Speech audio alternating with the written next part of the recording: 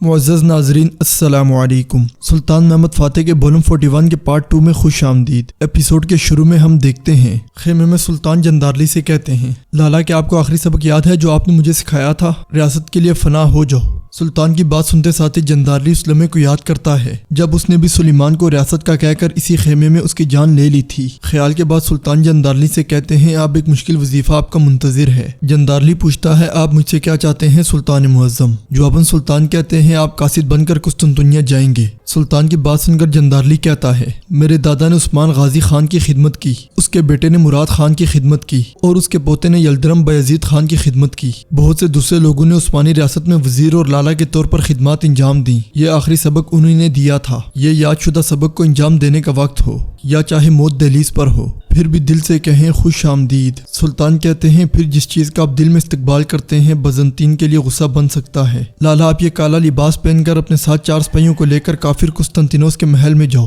جندارلی کہتا ہے، جو حکم سلطان، آپ کا منصوبہ کیا ہے؟ سلطان کہتے ہیں، جب سورج طلوع ہوگا تو ہم بڑا حملہ کریں گے، آپ اسے ایک آخری موقع دیں گے، خون خرابہ نہیں ہوگا، وہ مجھ سے بیعت کرے گا اور شہر کے لیے ہتھیار ڈال دے گا۔ جندارلی پوچھتا ہے، اگر اس نے قبول نہ کیا تو کیا ہوگا؟ شاید وہ مجھے بولنے بھی نہ دے۔ سلطان کہتے ہیں کہ میں اپنے عظیم وزیر اور اپنے لالا کو بلا وجہ بھیج رہا ہوں؟ جب تک ہو سکے میری ریاست کی طاقت اور مظلوموں کے حقوق کی حفاظت کریں، سیدھے کھڑے رہیں، مضبوطی سے بولیں، اگر ضرورت پڑے تو مر جائیں۔ سلطان کا حکم سن کر جندارلی کافی پریشان ہو جاتا ہے۔ سرنگ کے باہر ستلمش اپنے ساتھیوں سے کہتا ہے، میری بات اچھی طرح سنو، ہمارے سلطان اور بہادر زمین پر لڑ رہے ہوں گے، ہم اللہ کے حکم سے زمین کے نیچے اپنا فرض ادا کریں گے۔ اب آپ مجھ سے پوچھ رہے ہیں کہ میں سب کے پیچھے یہ سب سامان کیوں لایا ہوں؟ آپ سوچ رہے ہیں کہ ہم اس سامان کے ساتھ کیا کریں گے؟ ستلمش کی بات سن کر ایک سپاہی کہتا ہے، آپ نے ہمیں چٹانوں کے اوپر ہتھیاروں کے ساتھ نظر رکھنے کو کہا، آپ نے ہمیں کہا تھا کہ اگر ضرورت پڑے تو چیخیں اور گرجیں بھی، لیکن اگر ہم ایسا کریں گے تو کیا ہم کافروں کو اپنی طرف نہیں کھینچیں گے؟ ستلمش جوش میں آتے ہوئے کہتا ہے، بالکل یہی میں چاہتا ہوں،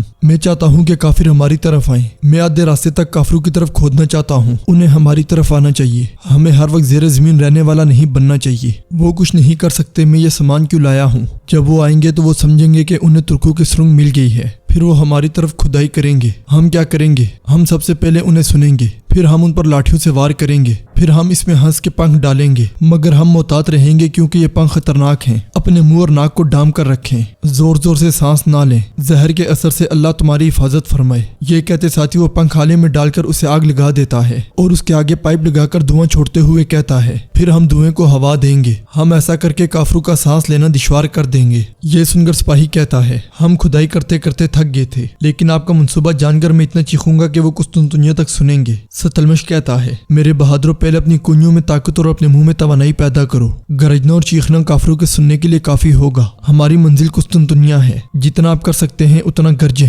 حکم ملتے ہی سارے سپاہی جوش و خروش سے ستلمش کے پیچھے چل پڑتے ہیں۔ ادھر جندارلی کالا چوغا پہنے ہوئے سلطان کے خیمے سے باہر آتا ہے اور ایک دستاویزی تماجا کو دیتے ہوئے کہتا ہے، یہ میری وصیت ہے، یا تو زندہ لوٹ آؤں گا یا تابوت میں، مگر میری غیر موجودگی فوجیوں میں بے چینی کا باعث بنتی ہے، اسی لیے کوئی جان نہ پائے کہ یہاں کیا ہوا ہے۔ حکم خاموشی سے آتا ہے، ہم نظام کے لیے جیتے ہیں اور نظام کے لیے مرتے ہیں۔ یہ سنتے ساتھیہ تماجا اس کے ہاتھ کا بوسہ لیتا ہے اور جندارلی چند سپاہیوں کے ساتھ وہاں سے روانہ ہو جاتا ہے اور جاتے جاتے کہتا ہے، یا دولت پاشا یا کزگن لشا، مطلب یہ کہ یا تو ریاست باقی رہے گی یا مجھے کوے کھائیں گے۔ ناظرین، اس کے بعد ہم دیکھیں گے ادرنی میں گلشا ریحان آغا اور دائی سے کہتی ہے، آپ نے خبر سنی ہے، ہمارے سلطان محمد خان حتمی حملے کی قیادت کریں گے۔ سلطان توقع کرتے ہیں کہ ہم اپنی دعاؤں کے ساتھ ان کے ساتھ رہیں گے۔ فوراً ایک قاصد بھیجے، عثمانی عوام میں کوئی دکھی دل باقی نہ رہے، دعا کی جائے جو ہمارے فوجیوں کو طاقت دے سکتی ہے۔ آخری حملہ نہ صرف ہمارے سلطان کے لیے بلکہ عثمانی عوام کے لیے بھی اہم ہے۔ ہم اگر فتحیاب ہو گئے تو ترکوں کا مقابلہ اس عالم اسلام میں کوئی نہیں کر سکے گا۔ ہمارے فرائض اتنے مشکل نہیں ہیں جتنا ہمارے فوجیوں کو سامنا ہے۔ ضروری ہے کہ ہم بہت زیادہ صدقہ اور دعائیں دیں۔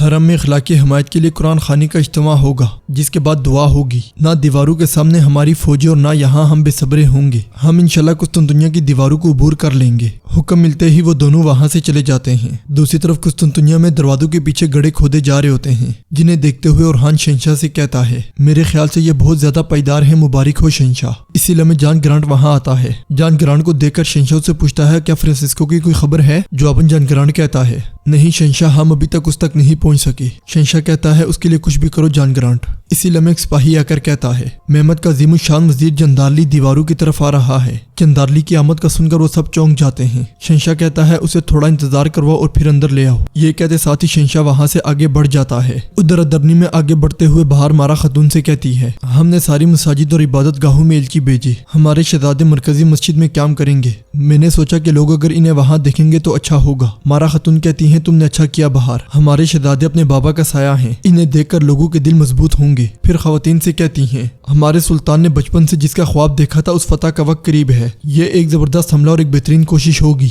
हमें यकीन है कि इस अजीम कोशिश के बाद कुस्तुनतुनिया आले उस्मान की मलकियत होगा। बहार कहती है, हमारा अव्वल फरीजा यहाँ रहकर उनके लिए दुआ करना और अपनी फौज की हिमायत करना है, और अगर कोई नुकसान पहुँचता है तो फिर हमारे शहर में आने वाले हमारे गाजियों का इलाज करना है। सब कुछ उसी के मुताबिक तैयार करें। हर नफ्स अपनी पूरी कुव्वत के साथ कुस्तुनतुनिया को इस्लाम की सरजमीन बनाएगा। अजीम खुशखबरी सुनने से पहले मत झुकना, खुदा हम सब की मदद फरमाए। दूसरी तरफ कुस्तुनतुनिया में शहंशाह नुतरस और प्लेतानों से कहता है, मेहमद को मेरा जवाब वाजे हो जाएगा। अपने वज़ीर-ए-आज़म के सर को अपने सामने देखकर वो समझ जाएगा कि खून के बगैर उसे ये शहर नहीं मिल सकता। नेज़े के ऊपर खलील का सर देखने के बाद हमारे सिपाहियों के हौसले बुलंद हो जाएंगे। लोगों को अपने शहंशाह को अब भी ललकारते हुए देखकर जिसारत आएगी। प्लेतानो कहता है, उसे शहर का नाम मिलना खलील का सर मिलने से ज्यादा अहम है। नुतरस कहता है, हमें इस मौका का बेहतरीन फायदा उठाना चाहिए जनाब आली। सियासत ऐसे लम्हात के लिए ही होती है। शहंशाह गुस्से से पूछता है, तुम मुझसे क्या करवाना चाहते हो? मैं उसे खुले बाजू से खुशामदीद कहूँ क्या? नुतरस कहता है, ना ही हम ये चाहते हैं कि आप बाजू खोलें, ना ही ये कि उसका सर लें जनाब आली। हम सिर्फ ये चाहते हैं कि आप सियासत करें ताकि हमें कुछ वक्त मिल जाए। फिर प्लेतानो कहता है, जनाब आली, इस वक्त में हम शहर की सहूलत के लिए उसके दिफा को जल्दी से जल्दी मजबूत कर लेंगे। खलील पाशा को यहाँ रखकर हमें मुनासिब वक्त मिल जाएगा। नुतरस और प्लेतानो की बातें सुनकर शहंशाह गहरी सोच में पड़ जाता है। बाहर जंदारली घोड़ा दौड़ाते दौड़ाते कुस्तुनतुनिया के दरवाजे पर पहुंच जाता है। दरवाजा खुलते साथ ही जंदारली अपने सिपाहियों को लिए हुए अंदर दाखिल हो जाता है। जंदारली को देखकर वहाँ मौजूद कमांडर कहता है, तो तुम वो मशहूर जंदारली तुम क्या चाहते हो?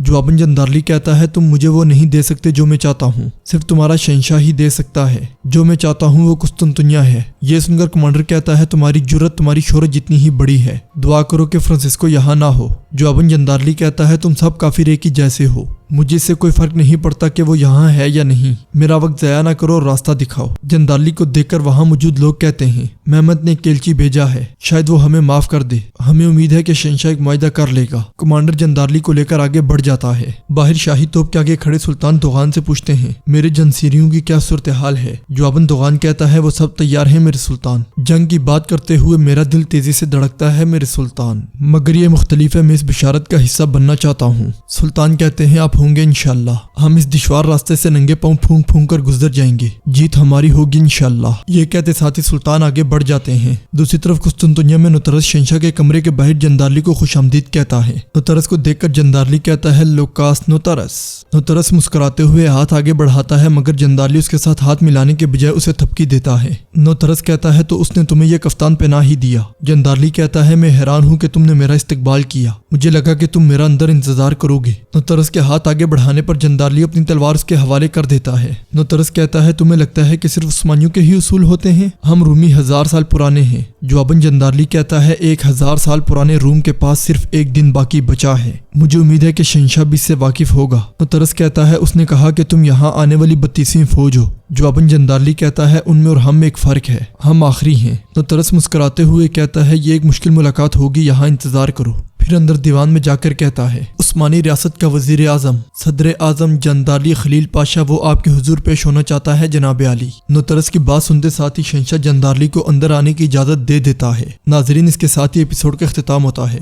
उम्मीद करते हैं आपको वीडियो पसंद आएगी। वीडियो पसंद आए तो वीडियो को लाइक करें, चैनल को सब्सक्राइब करें और बेल आइकन पर लाजमी क्लिक करें। मिलते हैं इंशाल्लाह अगली वीडियो में। अल्लाह नगेबान।